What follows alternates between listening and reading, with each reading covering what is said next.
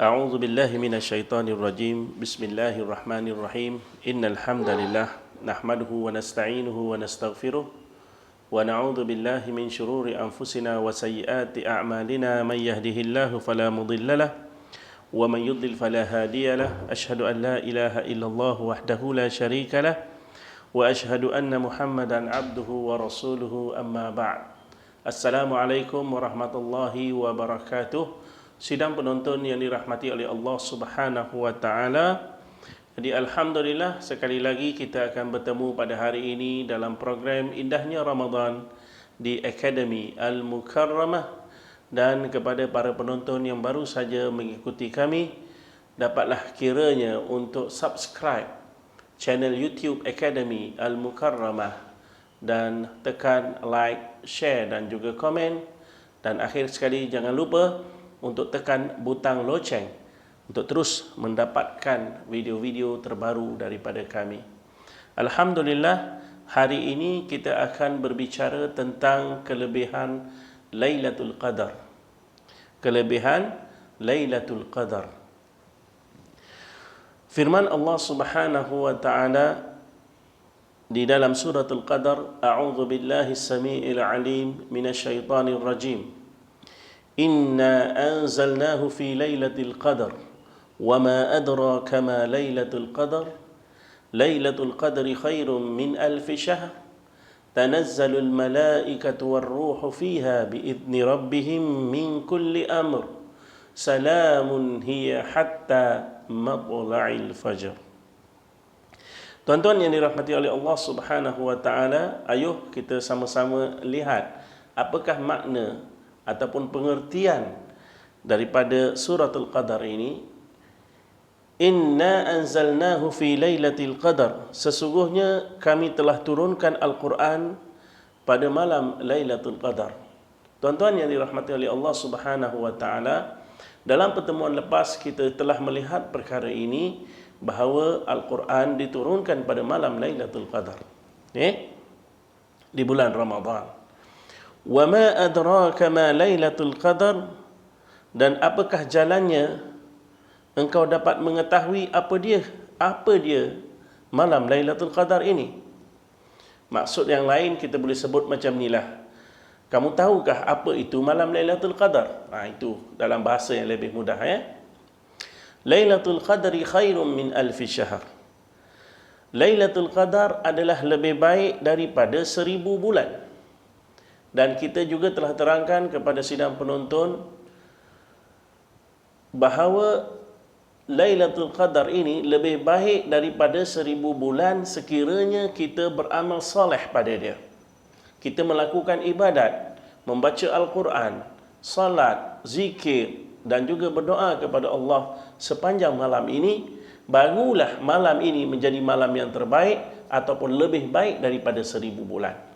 Andainya malam ini dibiarkan berlalu pergi tanpa ada sebarang aktiviti ibadat, maka tidak ada apa-apa makna. Seterusnya firman Allah Subhanahu wa taala, tanazzalul malaikatu warruh, dan pada malam itu turunnya para malaikat dan Jibril dengan izin Tuhan mereka. Malam Lailatul Qadar, Allah Subhanahu wa taala memberi keizinan kepada para malaikat untuk turun beramai-ramai ke langit dunia. Turun beramai-ramai beserta dengan Jibril alaihi salam. Dan kita tahu bahawa malaikat tidak akan turun ke dunia ini melainkan perkara yang besar yang terjadi pada malam itu, kerana membawa segala perkara yang ditakdirkan berlakunya pada tahun yang berikutnya. Salamun, sejahteralah malam itu, hatta salamun hiya hatta matla'il fajr, dan sejahteralah keseluruhan malam itu sehingga terbitnya fajar. Tuan-tuan yang dirahmati oleh Allah Subhanahu wa taala, malaikat akan turun pada malam Lailatul Qadar ini beserta dengan Jibril alaihi salam. Dan dalam sebuah hadis yang sahih, Rasulullah sallallahu alaihi wasallam menyebutkan bahawa bilangan malaikat ketika malam Lailatul Qadar ini memenuhi dunia kita melebihi jumlah bilangan pasir yang berada di bumi. Inilah sebagaimana yang disebutkan dalam sebuah hadis yang diriwayatkan oleh At-Tayalisi dan juga Imam Ahmad dan juga Ibnu Khuzaimah, di mana hadis ini adalah hadis yang sahih. Innal malaika tilkal lailah fil ardi aktsaru min adadil hasa. Sesungguhnya malaikat pada malam tersebut, iaitu pada malam Lailatul Qadar, akthar, lebih ramai, lebih banyak, min adadil hasa, jika dibandingkan dengan bilangan pasir-pasir atau butir-butir pasir yang terdapat di muka bumi ini. Tuan-tuan yang dirahmati oleh Allah Subhanahu wa taala, terlalu banyak butir-butir pasir kalau kita nak kira ataupun bilang. Tetapi malaikat akan berada di bumi pada malam Lailatul Qadar ini lebih ramai, lebih banyak berbanding pasir-pasir yang berada di atas muka bumi pada malam tersebut. Okay? An Abi Hurairah radhiyallahu taala anhu qala Rasulullah sallallahu alaihi wasallam, man qama lailatal qadri imanan wa ihtisaban ghufira lahu ma taqaddama min dhanbihi, muttafaqun alaih.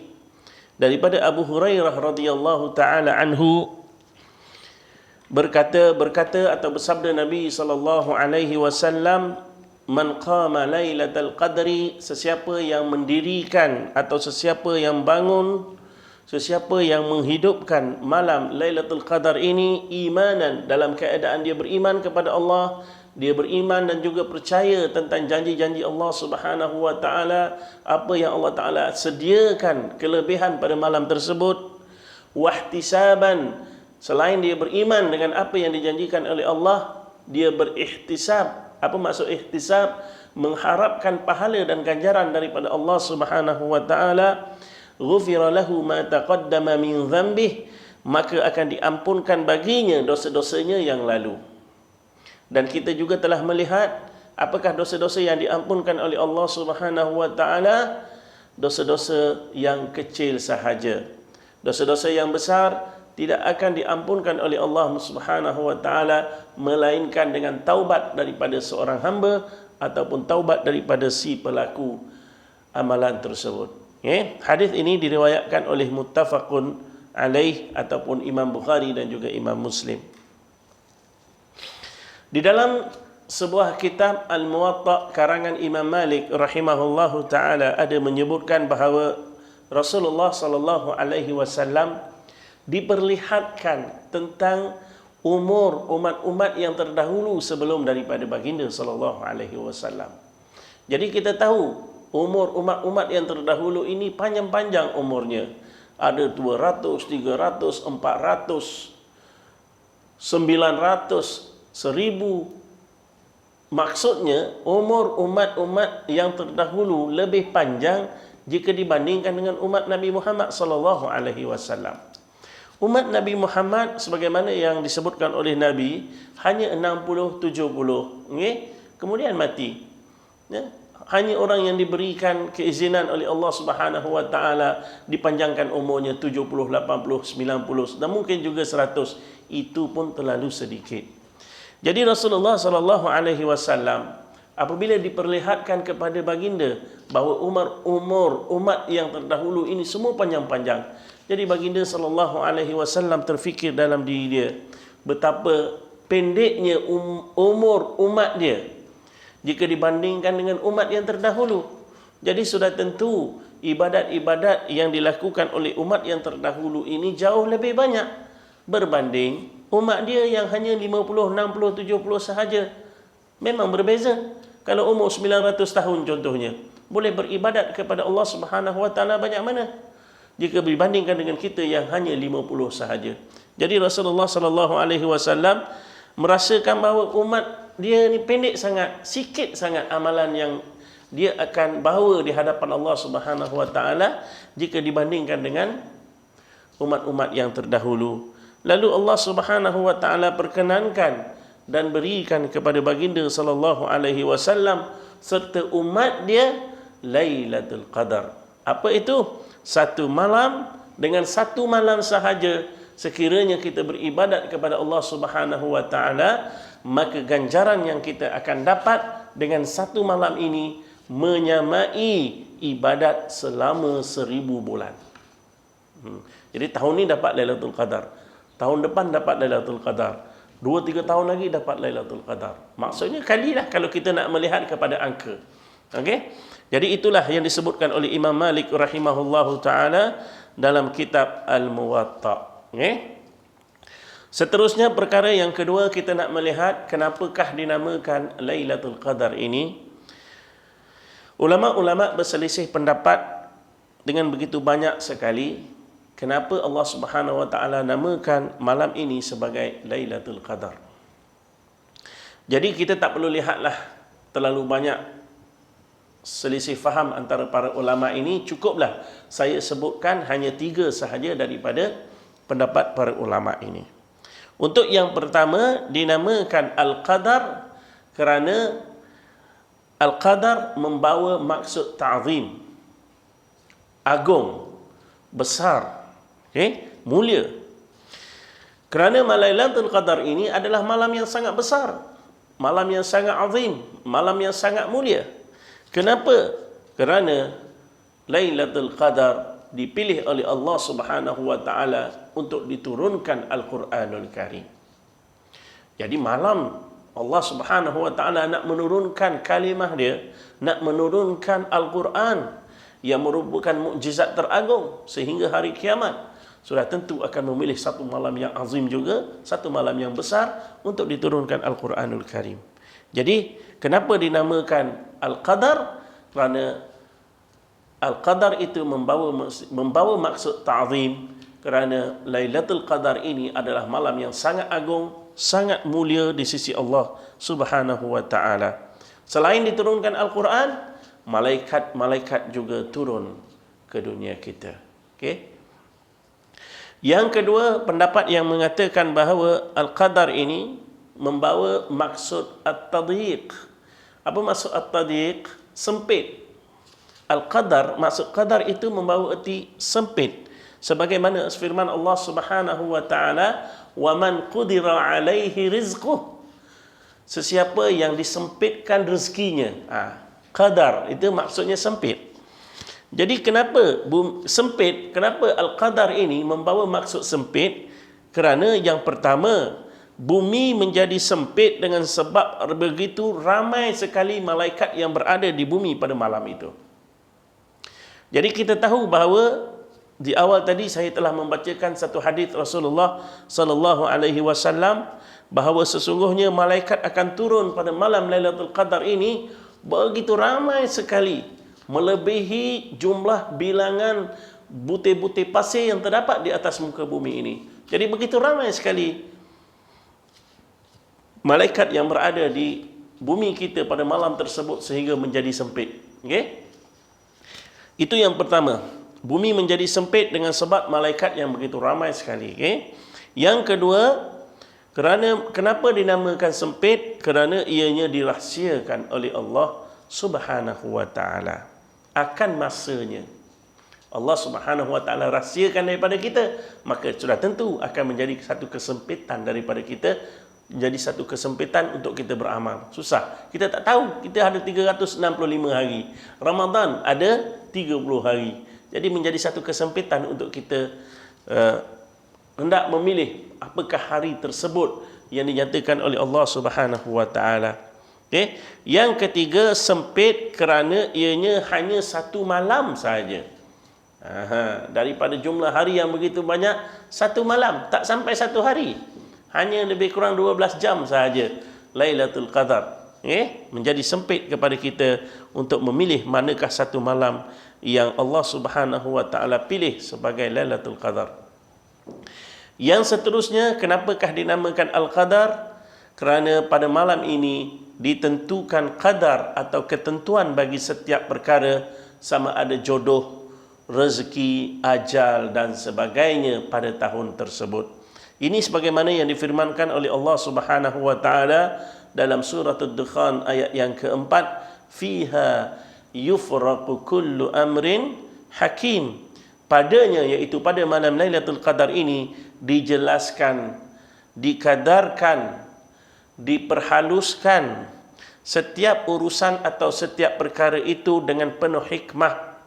Jadi sebagaimana yang disebutkan dalam ayat ini, pada malam Lailatul Qadar itu maka ditentukan ketentuan bagi manusia dan juga bagi setiap makhluk tentang ajalnya, rezekinya, jodohnya, baik atau buruknya berlaku pada tahun tersebut.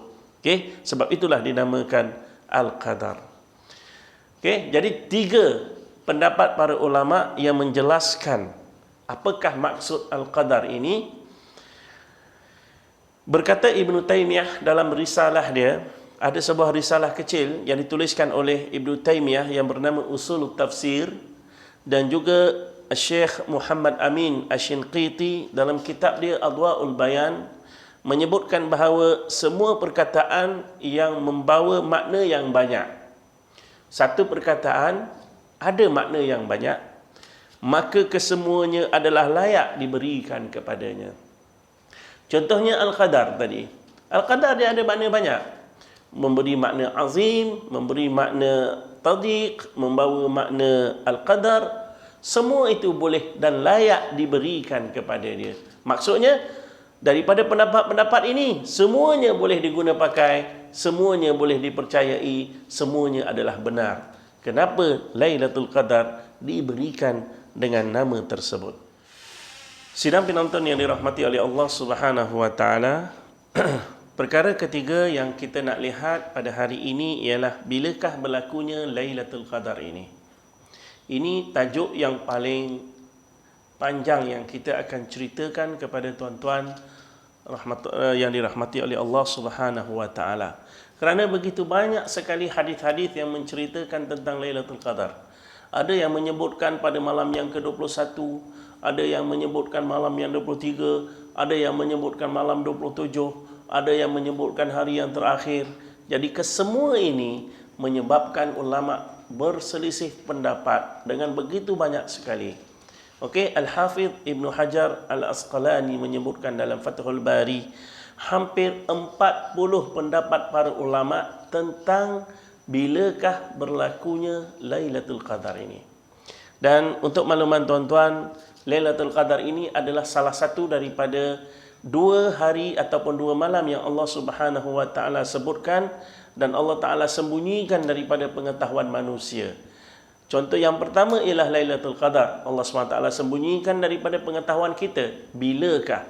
Namun walaupun demikian, Allah Subhanahu wa taala berikan kita clue, berikan kita petunjuk bilakah berlakunya malam Lailatul Qadar ini.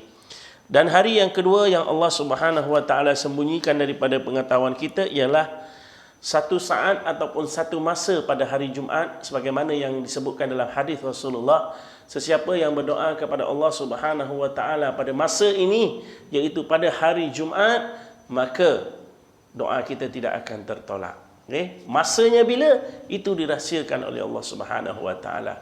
Jadi sebagai seorang hamba, seterusnya kita memperbanyakkan doa kepada Allah Subhanahu wa taala pada hari tersebut, supaya apa? Supaya kod-kodlah mana tahu ketika kita berdoa itu terkena pada masa yang mustajab ini. Okay? Jadi sebagaimana yang saya nyatakan tadi, hampir 40 pendapat para ulama berselisih pendapat tentang bilakah sebenarnya berlakunya Lailatul Qadar ini. Jadi saya simpulkan kepada tuan-tuan ada lebih kurang 10 perkara saya akan simpulkan dan akan bacakan hadis-hadis yang berkenaannya bilakah berlakunya Lailatul Qadar ini. Untuk yang pertama, Lailatul Qadar ini berlaku di bulan Ramadan. Ini disepakati oleh para ulama. Semua ulama mengatakan bahawa Lailatul Qadar hanya berlaku di bulan Ramadan, tidak berlaku pada bulan-bulan yang lain. Okey, itu yang pertama.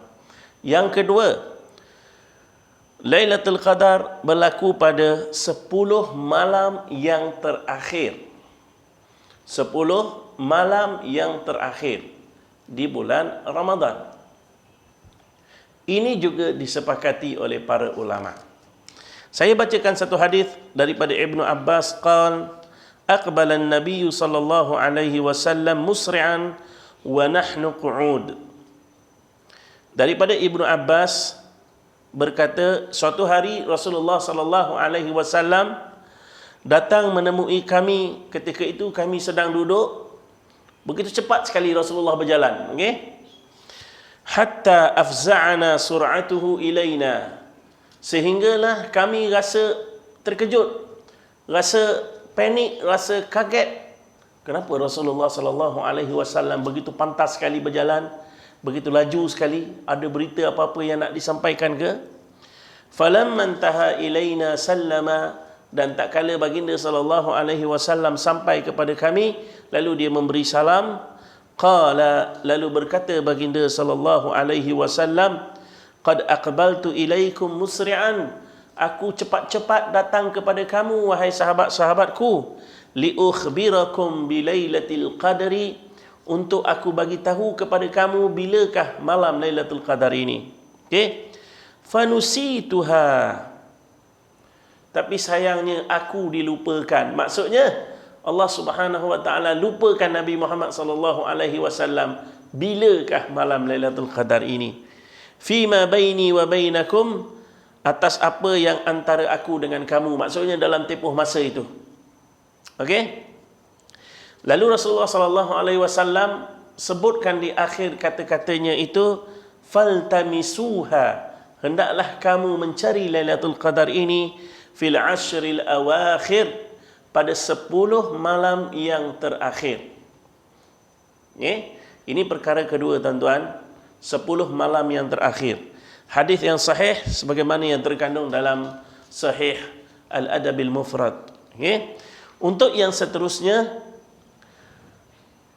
saya bacakan hadis yang ketiga tentang Lailatul Qadar, iaitu 7 malam yang terakhir. Tadi 10 malam yang terakhir, sekarang ini 7 malam yang terakhir, lebih pendek berbanding yang kedua.